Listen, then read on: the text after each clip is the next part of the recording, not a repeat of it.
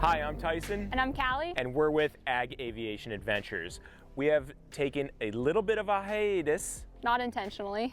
But we're back. So it is now the middle of July, and Callie finished up her private pilot training, and she's now officially a private pilot. But if you've been watching the videos, you know all that. But the last one that you published was my check ride a couple months ago. Yeah. So if you missed it, we have bought an operation in North Dakota, and that's where we are now. So we're wanting to give you guys a little bit of an update. Instead of a beginning of the season update, we're now in mid-season because now it's the middle of July. I've been flying for about the last 2.5 weeks every day, which has been great. Yep. It kind of started out a little slow. So we're going to touch on a few things in this video. It's going to probably leave a lot of questions. So if you have any questions, just leave them in the comments and we'll get back to you on it. Leave questions and we'll do, our next video will be a frequently asked questions and we'll answer all of your questions. And we're gonna try to get more videos out to inform you guys a little bit more about what we have going on out here.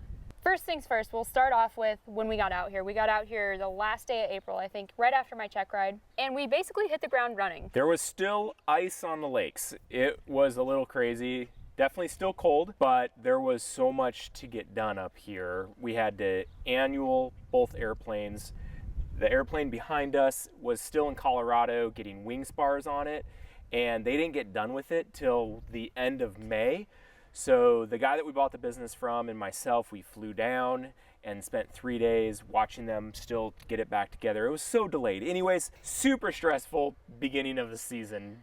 And just getting everything with the equipment how we wanted it for the season, because we knew once we got busy, we were not gonna have any time. So every day we had a to-do list of projects that needed to get done, things that needed to get worked on, and it just went by so fast. It was one of those where it was Friday and all of a sudden next Friday you were looking and you're thinking it's Friday again.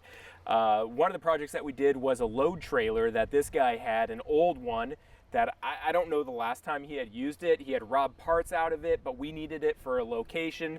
And so we spent a long time getting a load trailer together to go to another location, and then so many little things like that that we were just doing every day, it seemed like. Yeah, it's hard to even really think about what we did. I don't even know now, but our crew showed up about mid-May. We have 2 guys working for us this year. They're awesome, they're very capable, and that was a relief when they showed up to be able to start helping us with some projects. The downside is both of them are pilots and they are wanting to be crop dusters. So one of them is going to be flying an airplane next year. We're going to break them in. But this means that we don't have any ground crew, or we have one ground crew guy left after that. So if you guys are looking for a job, you want to come to North Dakota, let us know. We will be hiring ground crew next year. But I guess we should touch on what we started spraying, because it was very stressful. So we had a bit of a pasture run here, which is spraying for weeds in the pasture, and it's pretty sensitive work. It's not easy and it's very stressful, and it's also hard because no matter how good you are, how hard you try, people are a little disappointed with herbicide work because you're always waiting on the wind, you're waiting on the weather, and people are wondering why you're not out there spraying. There's just a lot of pressure. Anyways, it was a very stressful time. We were super happy to have the work, but it was an interesting thing to start out on at a new place where we don't really know anyone, but we made it through. Pasture was something I had never sprayed before, with airplanes that I never sprayed with before, doing herbicide. So any small screw up you're easily going to be able to see. And I learned very quickly some of the intricacies about some of these pasture chemicals that I never sprayed before. We also had a very hot and humid May, so we were trying to do pasture in hot, humid weather.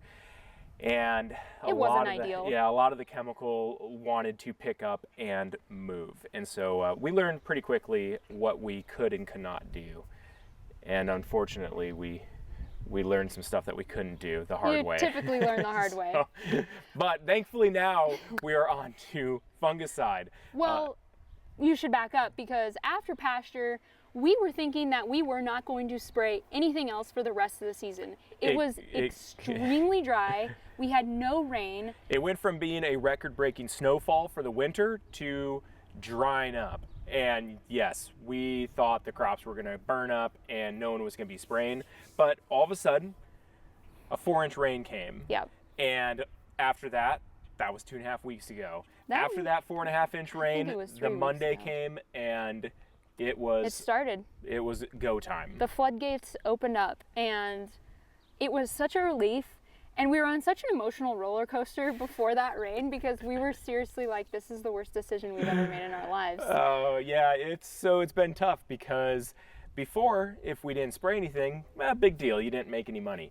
But now if you don't spray anything, well, not only did you not make any money, but you have a lot of bills to pay. So you are in the hole by quite a bit. Yeah. And that was super stressful. Callie and I, it was kind of like World War III between us. What? Depending on the time of day. It was a little tense. Yeah, a little bit. Maybe that's why we haven't made any videos because we were so stressed out for that time that you didn't want to see into our lives at that point. Yeah. So anyways, we're on a different high now since we've been busy the last few weeks. And it's been really nice. We're tired. We got some naps in today finally. That felt really good because of the wind, but it's been awesome. Yeah. So what we started spraying was wheat, and we are still spraying it. It's kind of definitely on the tail end of it, but it's been very spread out. So we were doing wheat fungicide and also now doing fertilizer on corn. And that'll probably bring us into tassel because the corn that I'm fertilizing right now hasn't tasseled yet. So once it tassels, we may do a little bit of fungicide on corn at that point.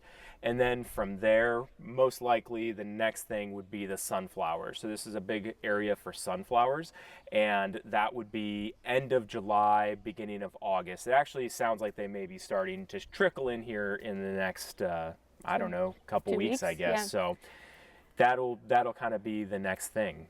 We're used to once it starts, it doesn't stop. We're used to that.